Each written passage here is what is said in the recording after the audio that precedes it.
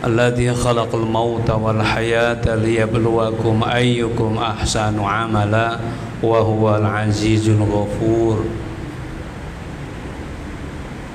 الحمد لله الذي لا حول ولا قوة إلا بالله العلي العظيم والصلاة والسلام على رسول الكريم نبينا محمد صلى الله عليه وسلم وعلى آله وأصحابه ومن تبع هداه إلى يوم الدين وقال الله تعالى في القرآن الكريم بعد أعوذ بالله من الشيطان الرجيم فإنك لا تسمع الموتى ولا تسمع الصم دعاء إذا ولوا مدبرين وما أنت بهاد العمي عن ضلالتهم إن تسمع إلا من يؤمن بآياتنا فهم مسلمون وقال رسول الله صلى الله عليه وسلم ما منكم من أحد إلا قد كتب له مقعده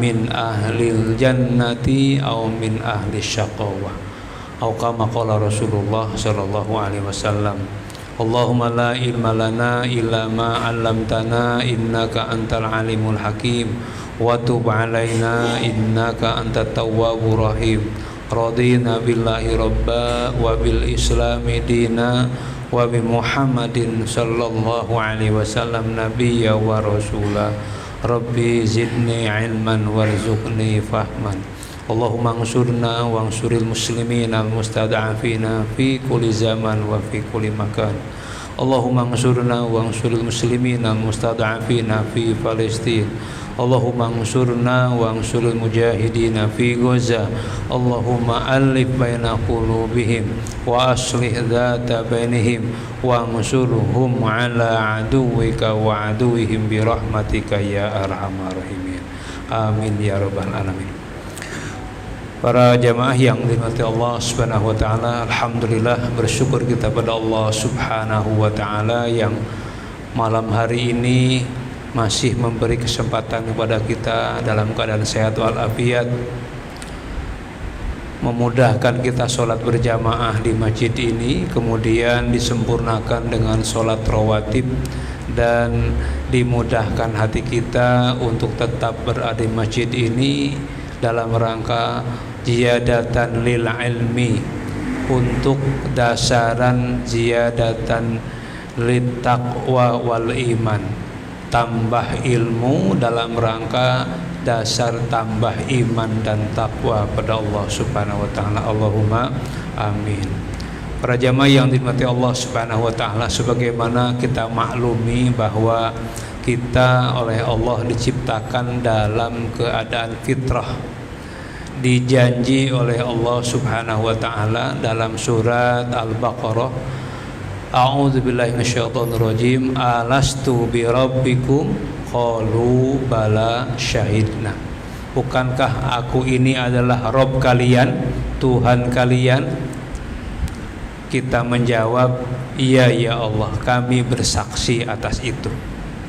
Artinya bahwa seluruh manusia fitrahnya adalah mengakui tentang keilahiyahan Allah Subhanahu wa taala, kerububiyahan Allah Subhanahu wa taala, sebagaimana sabda Rasulullah, kullu mauludin yuladu 'alal fitrah. Setiap yang terlahir dilahirkan dalam keadaan suci, istilahnya itu, karena fitrah. Illa abawahu, kecuali kedua orang tuanya lah, ayyuhawidanihi, menjadikan anaknya itu jadi Yahudi, au yunassiranihi, atau menjadi seorang Nasrani, au yumajjisanihi, atau menjadi seorang Majusi. Tergantung orang tuanya. Kalau kita orang tua dalam keadaan Islam, maka anaknya pun dalam keadaan Islam. Itulah keuntungannya kita punya orang tua beragama Islam, sehingga fitrah ini di dunia diuji oleh Allah sebagaimana Allah firmankan, wa nabluukum bil khairi wasyarri fitnah. Aku uji kalian di dunia ini dengan kebaikan dan keburukan sebagai fitnah atau ujian. Dan lulus atau tidak lulusnya kita di ujian ini besok di akhirat itu sebagaimana Allah katakan, yauma la yanfa'u malun wala banun. Di hari itu tidak akan bermanfaat harta dan anak keturunan, illa man atallaha biqalbin salim, kecuali yang menghadap Allah, datang menghadap Allah dalam keadaan hatinya salim, hati yang selamat. Selamat dari apa? Ya selamat, kalau kata Syekh Ibnul Qayyim Al-Jauziyah itu beliau dalam kitabnya Ighasatul Lahfan min Masyidis Syaitan mengatakan, fi taharatil qalbi min adranihi wa najasatihi, untuk mensucikan hati dari kotoran dan najisnya. Sebagaimana zahirnya kita orang Islam itu mengenal ada kotoran, ada najis, maka hati pun supaya dibersihkan dari kotoran dan najisnya. Ya, li'anna zakata la tahsulu illa bi taharah.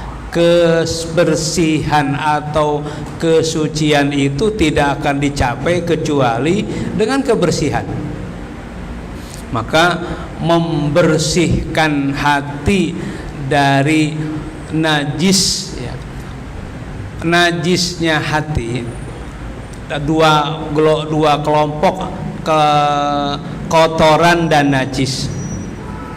Najis yang zahir seperti Allah Subhanahu wa taala katakan, a'udzubillahi minasyaitonirrajim, ya ayyuhalladzina amanu innamal musyrikuna najasun. Hai orang-orang yang beriman, sesungguhnya orang-orang musyrik itu adalah najis. Nah, najis yang zahir adalah yang kita ketahui dan para ulama menyimpulkan, ada najis itu disebut dengan najis mughaladhah, yang kedua najis mutawassithah, yang ketiga najis mukhaffafah. Najis mughaladhah itu adalah jilatan air liur anjing, ya. Secara spesifik adalah bejana yang dijilat oleh anjing. Maka wajib dicuci. Untuk membersihkannya, toharohnya adalah 7 kali, salah satunya dengan tanah. Tetapi para ulama, ya itu aja bejana, bagaimana kalau kita? Nah, maka menyimpulkan kita pun kalau dijilat oleh anjing, maka dicucinya bekas jilatan itu 7 kali, salah satunya dengan tanah. Itulah maka disimpulkan ada najis mughaladhah. Kenapa? Karena tidak hanya 1 kali, 6 kali juga belum dikatakan bersih menurut syariat, 7 kali. Maka disimpulkan itulah bentuk najis mughaladhah. Yang kedua najis mutawassithah, itu yang kotoran kita manusia, atau yang jelasnya yang keluar, alladzi yakhruju min sabilaini, ya, yang keluar dari 2 jalan, seluruhnya najis kecuali air mani, itu tidak najis. Tetapi yang kalau keluar menyebabkan mandi, tapi yang tidak najis air mani itu baik air seni, air pipis, atau yang keluar dari kotoran kita, itu adalah najis. Itu termasuk najis mutawassithah, ya. Adapun najis mukhaffafah yang ringan adalah air kencing bayi laki-laki yang belum makan kecuali hanya ASI saja. Itu yang termasuk najis mukhaffafah, karena membersihkannya kalau kena najis itu tidak harus dicuci semuanya, cukup di disirati aja. Ada juga najis mukhaffafah itu adalah seperti kotoran, ini termasuk kotoran adron tadi. Sebagian ulama, ya ini termasuk Imam Syafi'i, mengatakan najis mukhaffafah adalah kotoran cicak, kotoran ayam, sapi, itu adalah mukhaffafah, tapi najis. Namun sebagian itu bukan najis, itu adalah kotor saja, bukan najis.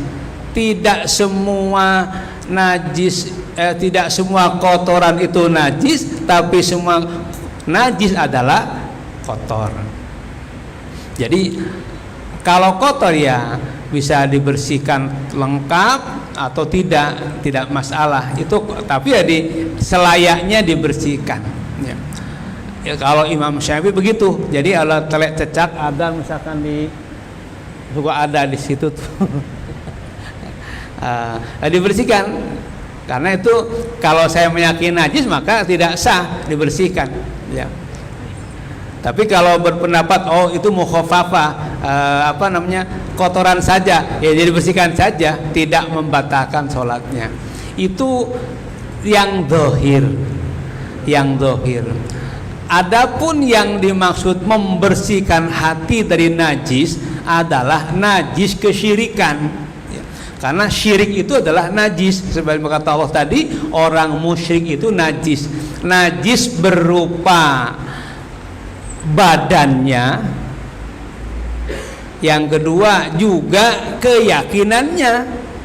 Maka kalau meyakini bahwa orang musyrik itu orang Hindu, orang Buddha, pokoknya selain agama samawi itu adalah musyrik, keyakinan itu, maka kalau yang najisnya ditafsirkan badannya, kita bersalaman dengan orang Hindu, orang Buddha, maka batalah wudhu kita, maka kita harus wudhu lagi kalau sholat. Kalau ada orang Hindu, orang Buddha masuk ke masjid kita, adalah harus dibersihkan. Kenapa? Karena najis. Itu yang menyimpulkan dari ayat ini, orang-orang musyrik itu najis, baik jasadnya atau ruhnya, keyakinannya. Ada yang menafsirkan ya yang najis itu adalah keyakinannya, bukan badannya. Ada pula yang menafsirkan ya badannya saja, kalau keyakinan enggak. Maaf, orang Islam ada yang musyrik enggak, Pak? Orang Islam itu ada yang musyrik enggak, Pak? Hah? Ya kalau secara definitif bahwa orang Islam enggak ada, tapi ada orang Muslim yang meyakini. Nah, meyakini seperti ya di daerah pantai itu larung kepala kebo itu sodakoh laut, sodakoh bumi, sodakoh gunung. Jadi sodakoh pokoknya. Ya walaupun diislamikan istilah sodakoh, ya tetap aja itu dia meyakini supaya rezekinya tambah banyak, karena meyakini penguasa laut kidul itu adalah Nyi Roro Kidul. Nah itu yang di laut, yang di sawah ya Dewi Sri. Kalau yang di perempatan apa, Pak? Kan ada tuh. Itu bunganya sejak dulu nggak rubah-rubah, bunga taman itu, bunga namanya bunga ros ya, bunga mawar, bukan mawar itu. Kok nggak pernah berubah jadi bunga matahari gitu? Kok bunga mawar itu dari perempatan tuh karetnya apa? Ya walau alam kayaknya supaya tidak terganggu atau mengganggu penguasa perempatan. Kalau sekarang penguasa perempatan adalah supel tas itu. Cukup 2.000. Masya Allah. Nah itu enggak apa-apa, nyata tuh ngasih uang ke supel tas. Ini malah ke ngasih sesajen itu udah keyakinan yang syirik. Nah itu yang termasuk syirik. Nah syirik itu pada bapak jamaah yang diberkahi Allah ada 3 macam. Ada syirkun finniyah, ini syirik dalam niat, berarti dia meniatkan untuk Allah dan untuk selain Allah. Itu tadi orang yang Insya Allah membuat jembatan atau buat rumah, terus syukurannya dengan jembatan itu menyembelih kambing atau sapi yang gede lah, kepalanya ditanam supaya kokoh katanya jembatan itu. Itu ada kesyirikan, nggak logis sama sekali itu. Apa hubungannya kepala kerbau atau kambing dengan jembatan? Ya kalau pancang besi benar ada logis sekali loh. Kepala kembung apa? Hayang gaib masalahnya, itu berarti kesyirikan. Bangun rumah, nggak tahu kalau di sini di tempat saya di Bandung masih ada di kampung tuh yang bangun rumah pojokannya pakai darah ayam di apa namanya, di ecer-ecer itu loh. Di sini ada nggak Pak ya? Udah nggak ada. Dan ayamnya harus hitam, ayam camani ya punya hitam, nggak yang lainnya. Kenapa harus hitam? Kenapa di pojokan darah itu? Saya kecil tuh ngapa itu? Ya katanya biar selamatan. Hal yang disajikan untuk yang gaib itu sudah makannya haram. Itu udah termasuk syirik finniyah. Yang kedua macam syirik adalah fil af'al, dalam perbuatan. Seperti orang Islam ikut ibadah orang Hindu, orang Buddha, ya tidak boleh. Ya, ikut ibadah di pura atau di ya pokoknya pas ikut ibadah mereka itu tidak boleh ikut menyembah kepada Tuhan orang-orang mereka itu. Yang ketiga syirik fil aqwal,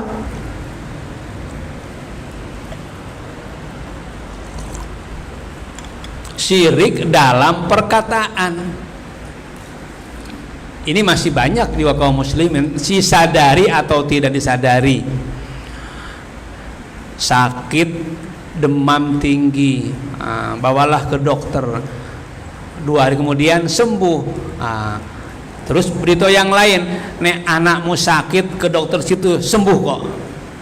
Berarti meyakini dokter adalah menyembuhkan. Atau obat sakit kepala apa? Oskadon, ngombe oksad, ya Allah, oskadon, masya Allah, malah iklan. Kan ada, karena iklannya ringkas. Kalau Paramek mana mumet, minumlah Paramek, sembuh. Paramek menyembuhkan sakit kepala, itu perkataan syirik itu. Emang Paramek menyembuhkan sakit kepala? Kalau memang menyembuhkan berarti semua yang sakit kepala ketika minum Paramek harus sembuh. Dan kenyataannya tidak. Ya ada yang sembuhkan.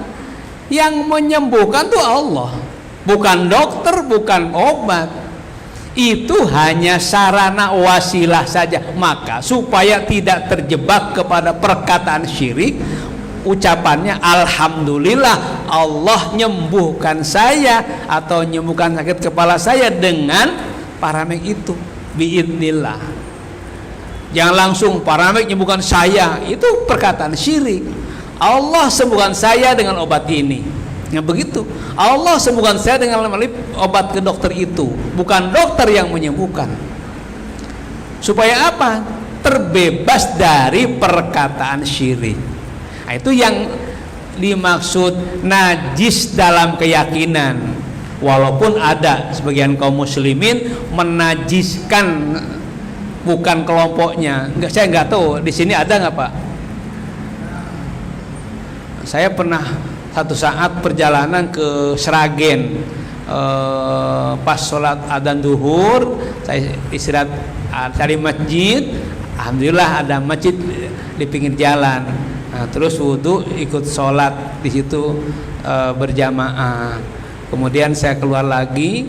Nah, saat di halaman begitu kan di masjidnya itu nggak ada karpetnya. Loh kok bekas sholat saya tadi dipel? Oh, berarti saya najis. Astagfirullah. Itu kelompok itu sudah masyhur adalah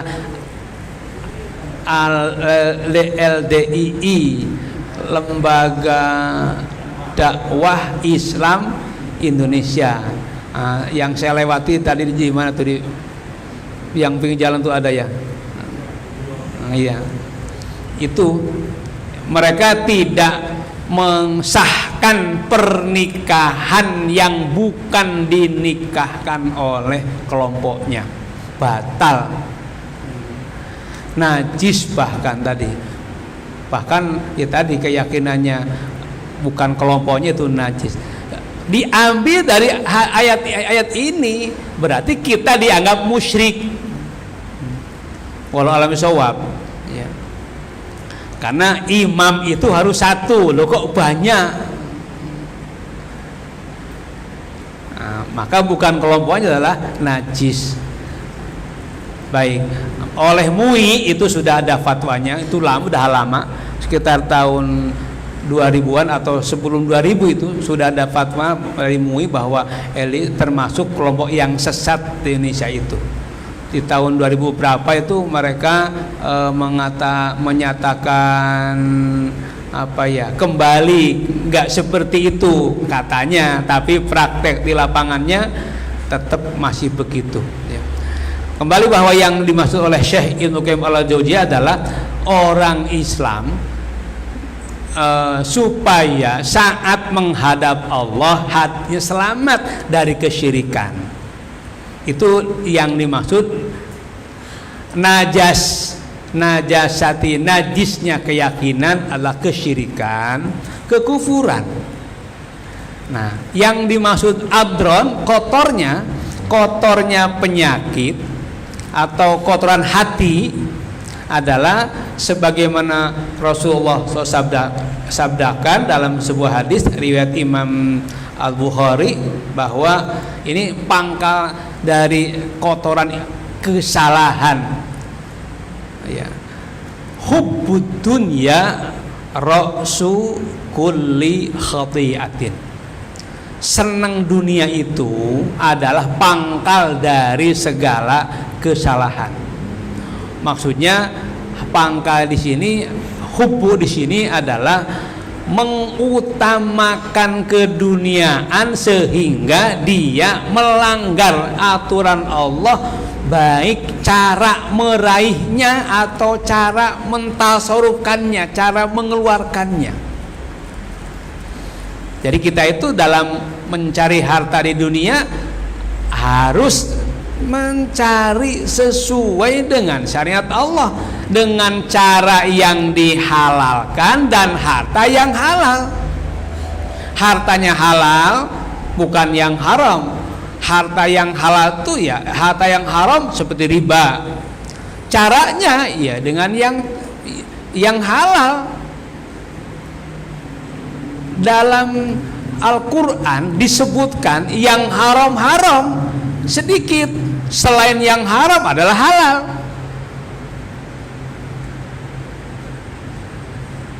Pangkal dari kesalahan adalah hubud dunia.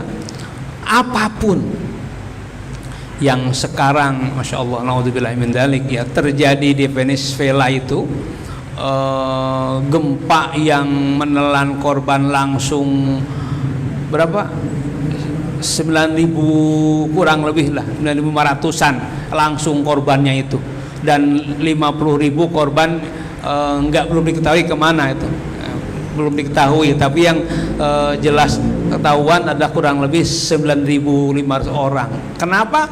Ya kan di situ di Venezuela adalah terang-terangan masyarakatnya ya melakukan perzinahan, ya terang dalam artian laki sama laki, perempuan sama perempuan, LGBT ya. Jadi mereka show of force gitu. Kalau di sini seperti sebulan lalu ada pas kelulusan itu anak-anak SMA show of force, kelulusan pakai motor ratusan itu, saya juga sampai miring semua mobil motor tuh minggir. Kenapa? Ya mereka sudah banyak nggak pakai helm, terus ugal-ugalan ya, yang waras ngalah. Penguasa lah begitu. Jadi karena mereka banyak pelanggaran tuh sengaja. Ini yang dilanggar adalah aturan Allah, ditantang Allah. Maka Allah kontan menurunkan gempa di Venezuela. Ternyata LGBT itu atau kawin sejenis itu, Indonesia tuh konon walau alam ya, mudah-mudahan tidak benar ini beritanya, menduduki peringkat yang ke-5 apa ke-6 itu Indonesia itu tentang LGBT itu. Dan di kota yang Indonesia ini kota terbanyak di mana Pak? Di Surabaya. Yang kedua di Jawa Barat.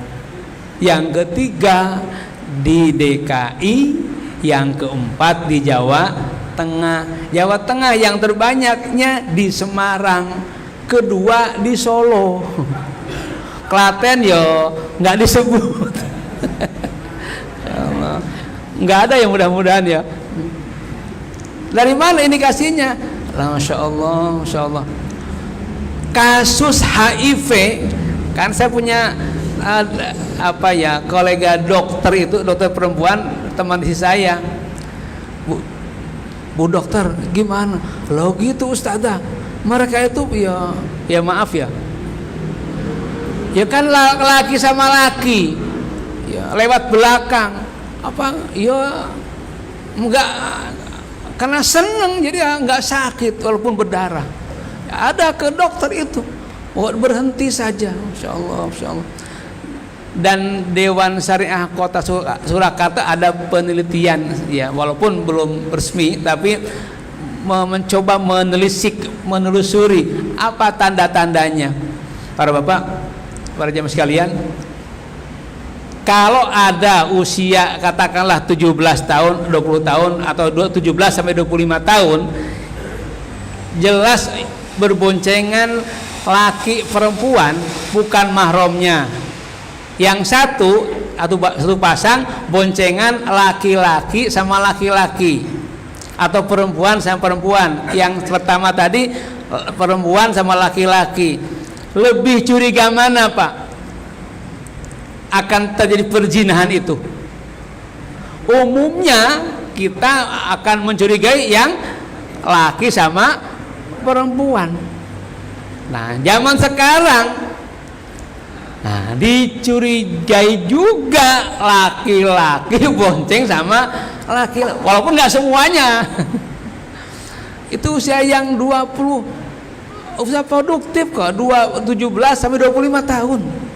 Bukankah di akhir bulan Juli itu di Bogor digerebek di sebuah gedung pesta seks. Kalau pesta seks itu ya bayangan kita ya umumnya adalah perzinahan laki perempuan. Setelah ditangkap ya polisinya juga ngamera gitu, lanang kabeh peluk-pelukan, la ilaha illallah, cicinya naudzubillahi min dzalik. Nah, sehingga di Bogor itu buat perda. Nah, di Solo sedang digodok itu. Tapi alhamdulillah konon adalah tahun 2025 Prabowo sudah buat bahwa menyatakan dengan kepresnya LGBT adalah ancaman besar non militer. Setelah ini ribut-ribut ini, ya, walau musawab. Yang beberapa waktu lalu siapa itu Pak?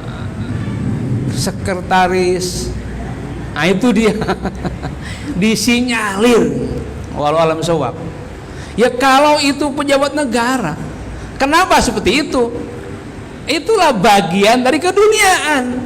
Dunia itu kan adalah perut dan bawah perut. Seks. Ya kalau seksnya menurut syariat Allah ya memang harus begitu, menyalurkan laki kepada perempuan atau sebaliknya secara syar'i menikah. Lah kalau laki sama laki-laki di mana syar'inya? Itu karena hubud dunia, ya.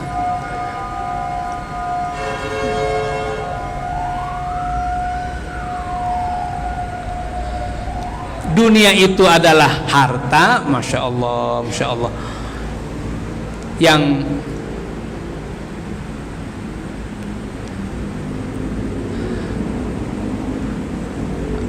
berita yang kemarin yang saya dapat atau kita dapat dan itu sudah menyebar bahwa korupsi di negara kita yang ditangkap itu 6 orang, ya, dikembangkan jadi 18 orang, sejumlah 18 triliun Pak, Masya Allah. 18 triliun bancaan untuk orang 16 orang yang MBG. Walau alam itu baru MBG-nya. Nah, yang lainnya walau alam bisawab. Kenapa? Apa tidak cukup gajinya? Padahal ketua DPD pusat itu koar-koar MBG ini dananya kurang, tolong masyarakat untuk membantunya. Jadi kita diminta membantu untuk kekurang dana MBG. Oh, yang ada saja nggak jelas alirannya. Emang MBG dari mana? Dananya dari mana Pak? Itu ratusan triliun dari mana? Ya dari kita. Dari mana? Ya dari pajak kita.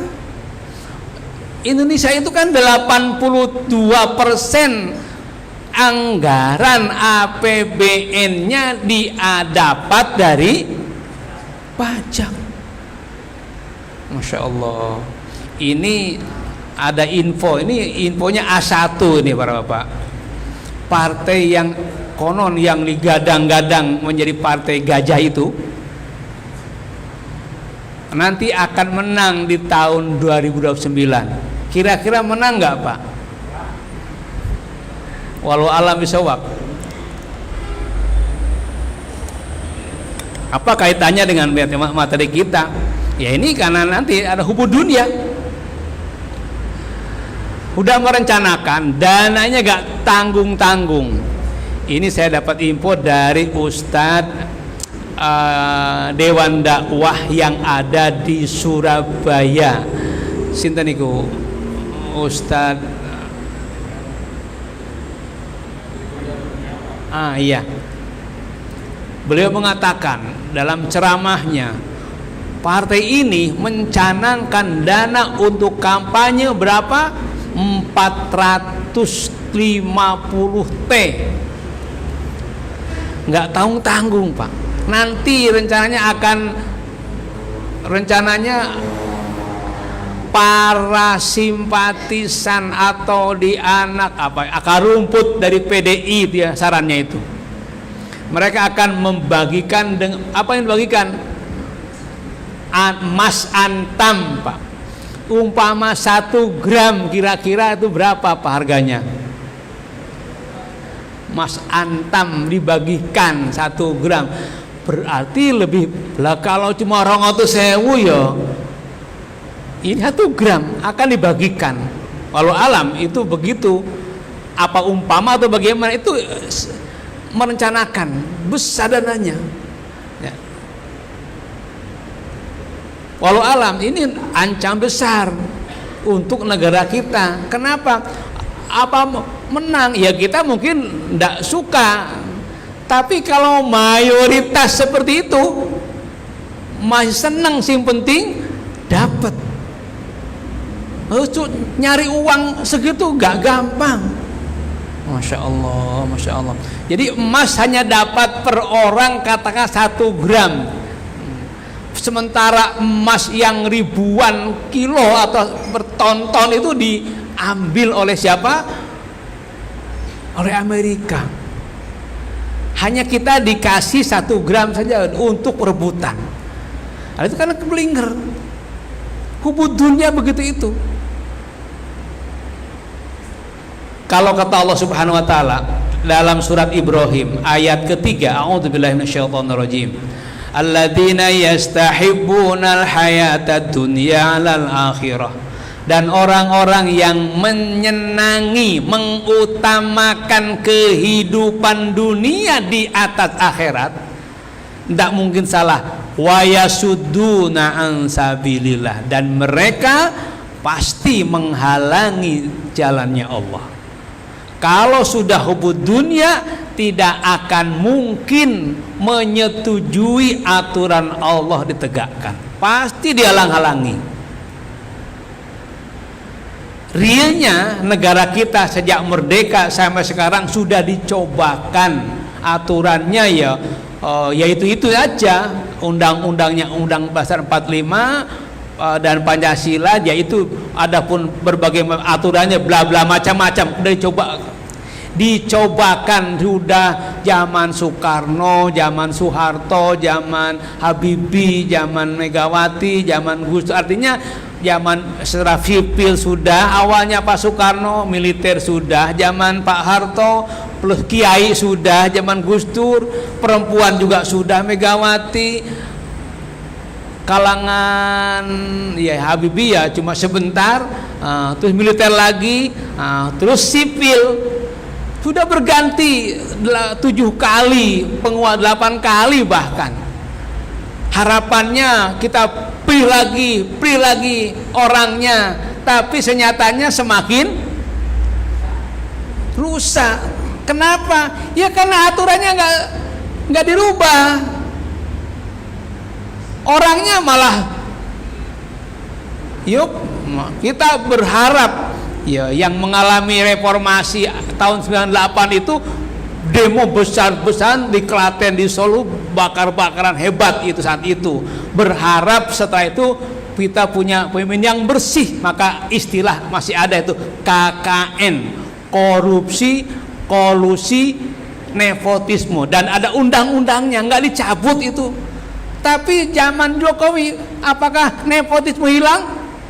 Malah mantunya nggak, malah itu terang-terangan, artinya makin hebat dan korupsinya makin hebat. Loh kok malah begitu?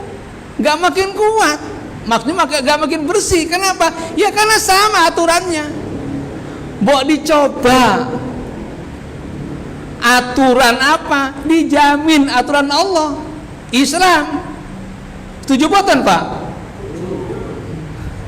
Di tempat pengajian setuju, cuma yang ngaji nggak setuju itu. Mesti alasannya, oh kita kan bukan orang Islam saja. Apa kalau Islam berlaku tidak akan menjamin mereka akan hidup?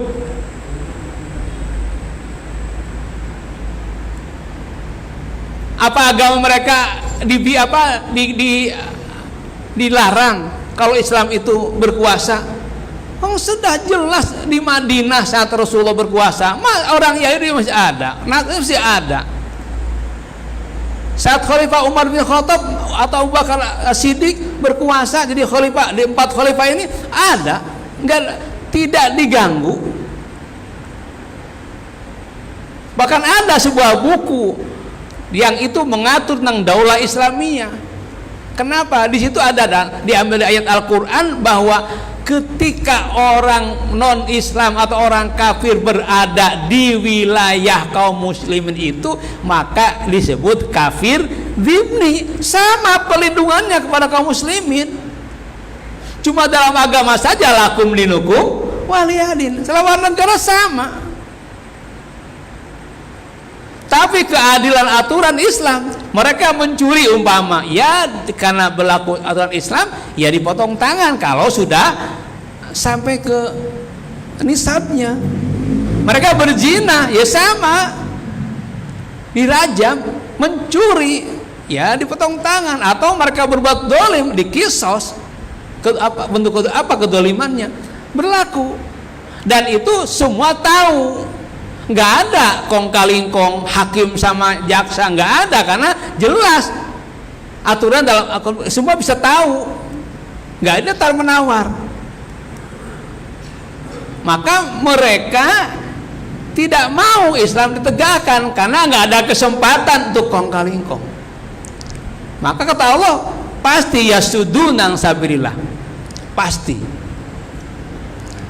Kalau sudah yasudunang sabilillah, menghalang-halangi tegaknya aturan Allah, kata Allah, wa yabghunaha iwaja, mencari dunianya itu, mencari keduniaannya itu, baik keduniaan itu kan dari harta, tahta, wanita. Sekarang tahta, untuk berkuasa. Dalam Islam bagaimana supaya kalau ingin berkuasa, ada mekanismenya. Dalam Islam pun ada. Bagaimana? Kata Rasulullah, yang paling berhak untuk memimpin afqahuhum bi kitabillah, orang yang paling faqih, paling paham tentang Al-Quran, itu yang memimpin. Karena kalau dilakukan, mereka tidak punya kesempatan itu. Itu mekanisme pemimpin dalam Islam. Afqahuhum bi kitabillah. Kalau sama-sama fahamnya, ada misalkan ada yang dipilihnya ada dua mengkerucut, maka dipilihlah orang yang paling awal hijrahnya. Ya kalau dulu hijrah, karena gitu kata Rasulullah. Nggak ada hijrah sekarang, berarti yang ketiga adalah yang kalau sudah sama-sama awal hijrah, ya paling tua siapa. Nah begitu. Itu mekanisme dalam Islam begitu. Kalau bukan Islam, itu dia. Kenapa nggak mau Islam? Maka lewat demokrasi, suara terbanyak. Lah, kalau sudah suara terbanyak, senyatanya kita mengalami berkali-kali. Yang banyak suaranya ternyata suara rakyat bisa dibeli tadi. Kalaupun nggak dibeli, bisa saja panitianya atau KPU-nya itu bermain. Datanya, saat masukkan data dijamin nggak? Ya mungkin di sananya ya dulu, zaman dulu ada juga yang membakar kotak kotak hasil pemilu itu, ketahuan. Sekarang karena digital, sana belum masuk, dia udah masuk di sini data duluan. Begitu.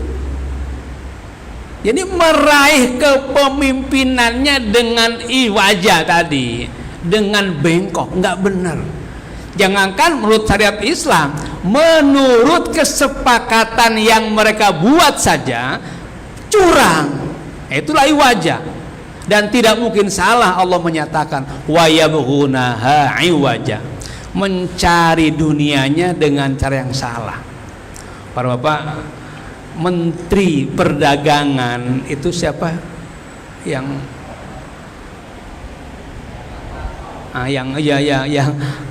perdagangan itu lupa, yang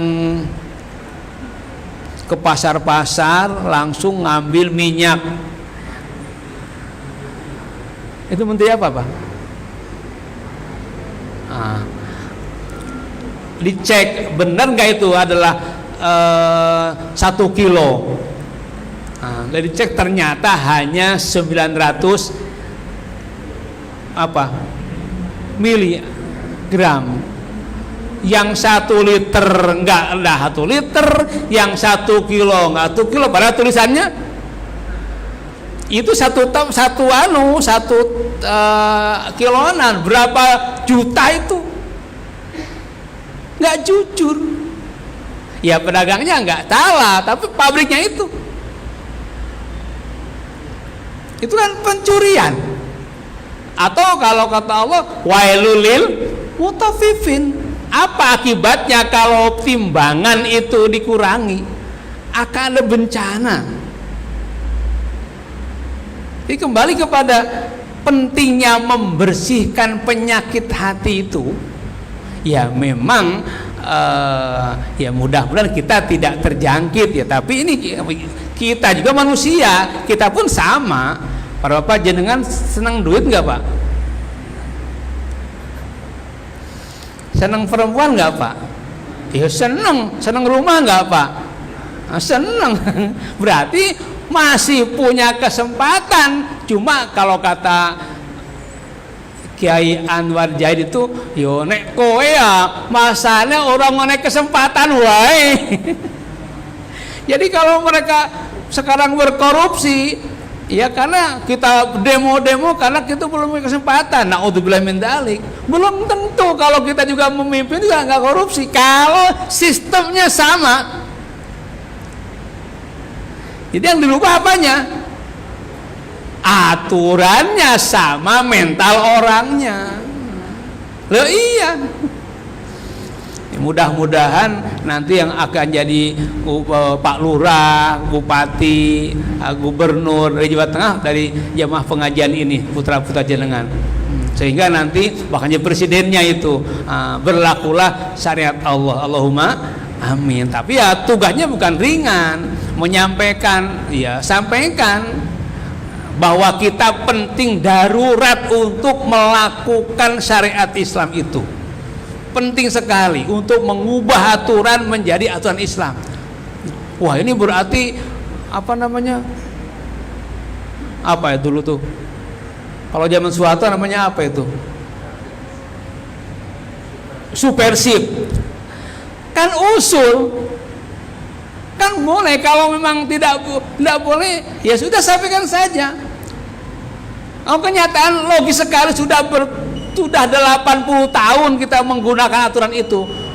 Para bapak, kalau kita punya pengalaman yang salah terus, mau begitu terus, ya gantinya apa? Ganti aturannya, ganti orangnya. Ya, itulah penyakit hati, kotoran hati yang ringkasnya karena hubud dunia. Bagaimana kan kita? Ya sama para bapak. Kita pun diatur dunia kita dengan syariat Allah. Maka Islam datang, kata Rasulullah, la yu'minu ahadukum, dia akan beriman. Kalian tidak sempurna iman kalian hatta takuna hawahu, sehingga hawa nafsunya taba'an lima jitu bihi, ikuti aturan yang datang dari aku, maksudnya Islam. Jadi kita ngaji dalam rangka untuk menundukkan hawa nafsu kita, menundukkan keduniaan kita. Kita hidup di dunia, tetapi jangan sampai dunia mengendalikan kita, tetapi kita adalah yang mengendalikan dunia. Mudah-mudahan yang sedikit ini bermanfaat. Kurang lebih mohon maaf. Wallahu a'lam bishawab. Ini sudah isya belum? Sudah isya. Ada yang mau nanya Pak? Monggo, kalau ada pertanyaan, monggo.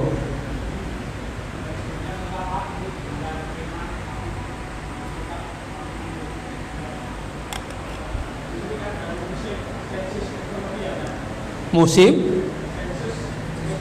Oh iya.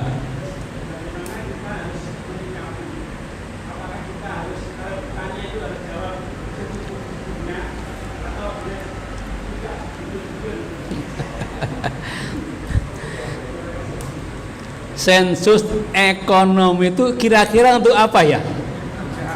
Hah? Jadi pajaknya kurang besar berarti.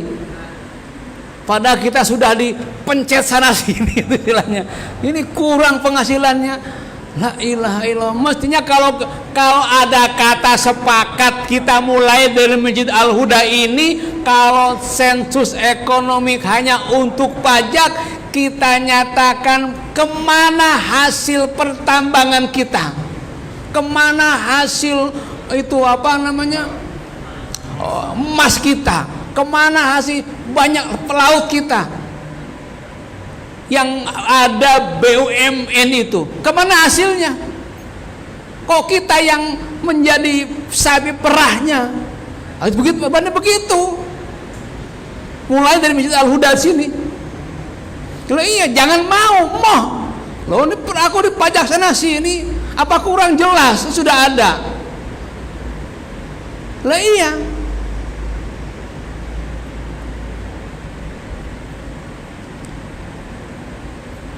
Ya kalau nggak mau jawab, nggak mau jawab saja. Kenapa? Nggak masalah. Mau diapain nanti? Saya kadang ya kalau jalan-jalan pagi, tahu ini tanah pemerintah. Saya tanya, kapan pemerintah beli dari siapa? Bukankah tanah itu milik rakyat? Loh, pemerintah beli dari siapa? Gunung milik pemerintah dari mana?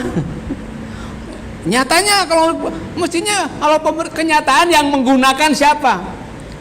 Ada hak pakai usaha. Itu ya orang berusaha. Enggak jujur selama ini memang penguasanya. Ya wajar begitu. Ya itu protes memang. Kalau nggak usah memang kita harus protes, memang harus memprotes ini. Ya. Untuk apa ekonomi ini?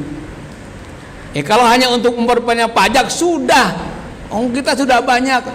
Yang punya motor 3 itu pajak berapa Pak berarti? Tiap tahun berarti kalau masih emas 1.000, 1,5 juta itu setiap tahun. Baru motornya, motor dijual karena pajak penjualan. Dibelikan lagi, pajak lagi, habis berarti itu. Terus kemana uang pajaknya? Cukup sungguhnya. Negaranya kaya kok, cuma salah kelola saja. Mereka nggak yakin kepada aturan Allah. Qul law kana ahlal qura amanu wa taqau. Katakan, kalau penghuni negara itu beriman dan bertakwa, terutama penguasanya, la fatahna alaihim barokati minas sama'i wal ardh. Kami bukakan pintu keberkahan kok dari langit dan bumi. Cuma kata Allah, la walakin kadzabu, cuma mereka nggak percaya, mendustakan. Jadi muncul bencana, bahkan kemiskinan, Masya Allah. Negara kita subur makmur kok. Di negara Amerika sedang panas sampai 42 derajat. Kita tidak pernah begitu. Syukurlah kita. Cuma negara tadi nggak mensyukuri penguasanya. Rakus, hubud dunia. Rakyatnya ya tergantung penguasanya. Saya kira kalau ya contoh saja walaupun tidak benar semuanya, penguasa Jawa Barat itu ya secara dohirnya kan bagus, duitnya dibagi-bagi, menolong, walaupun dalam keyakinan dipertanyakan, tetapi dalam pengolahan keuangan, memanajemen bagus menurut saya, dan banyak setuju itu. Ya minimal begitu, dohirnya kelihatan. Ya jauh-jauh lah untuk syariat Islam, tapi minimal melaksanakan yang ada dengan baik-baik, memanfaatkan negara sebaik-baiknya. Jadi kalau sense ekonomi adalah untuk memperbanyak pajak, kita sudah pajak banyak. Ngeten Pak. Wallahu a'lam bishawab. Subhanakallahumma rabbana wa bihamdika asyhadu an la ilaha illa anta astaghfiruka wa atubu ilaik. Walhamdulillahirabbil alamin. Assalamualaikum warahmatullahi wabarakatuh.